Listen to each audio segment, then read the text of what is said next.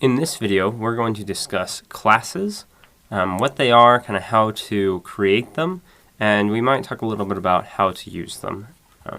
So a class in C++ is a data type that the user can create, or excuse me, not the user, but we as programmers can create.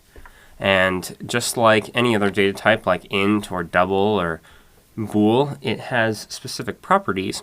But the difference with a class that we create is those properties are things that we set, and they are kind of a combination of just different other data types. So the first step in making a class is we're going to go ahead and just add a header file.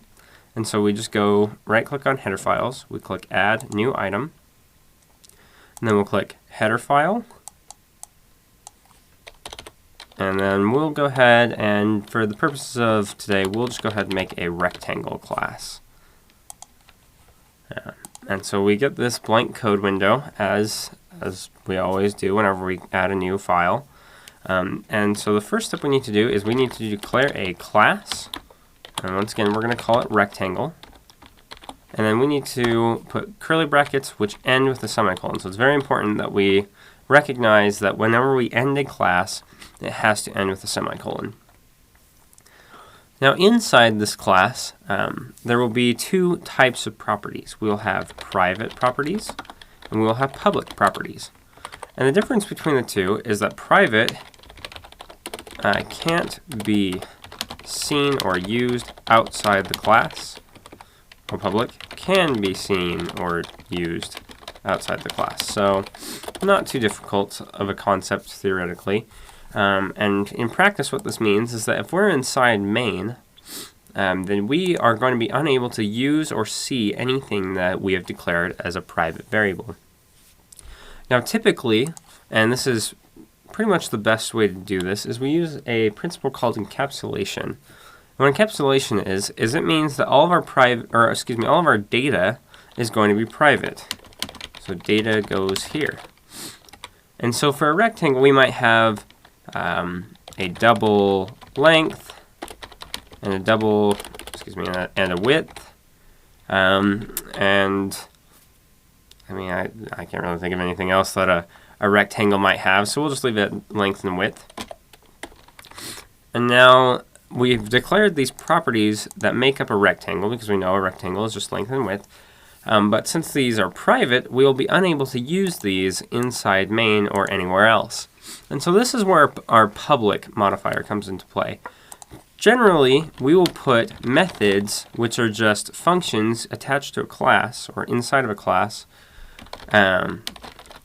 We generally make those public when they are to be used for public use. And it's typical whenever we have a piece of data, which we have declared private, we always make anytime that piece of data can be used outside of the class, we make some accessor and modifier functions, which are getters and setters. And so we'll go ahead and make a getLength function. And all that this function does is return the length. So we'll just put double getLength, and it's not going to take any parameters. And we'll go ahead and do what's called an inline function, which is where we put brackets right here, and we can simply define our function right here. And we'll just put return length. And then we'll do the same thing for setLength. Now, whenever we're setting a property, it's not going to return a value. So we're going to do void setLength, but it will take a value, which will be a double, and we'll just say L. And what we'll do here is we will set length equal to L. And now we'll do the exact same thing for width, just double get width and return width and void set width double W, and we'll say width equals W, and we'll end it. Okay, so we've gone ahead and we've just built a very basic class. And we can actually go ahead and just use this class now, or we can instantiate an object of this type here in main. And so we'll say rectangle, Before we do that, we need to go up to the top here, and we need to do pound include, and we need to include that header file, rectangle.h. And so now that we've included it, which just means that we're telling main, hey, there's this class that I built over in rectangle.h. I want to be able to use it here.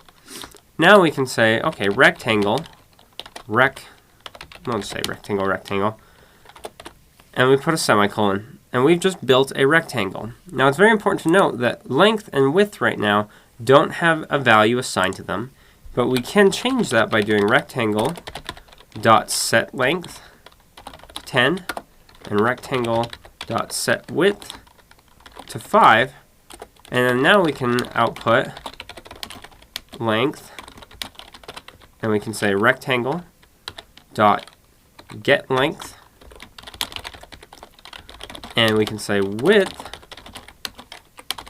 rectangle dot get width. And so this is how you call methods. You instantiate an object of type rectangle, and so here's this object. And then in order to access its properties or methods, we simply use the dot operator.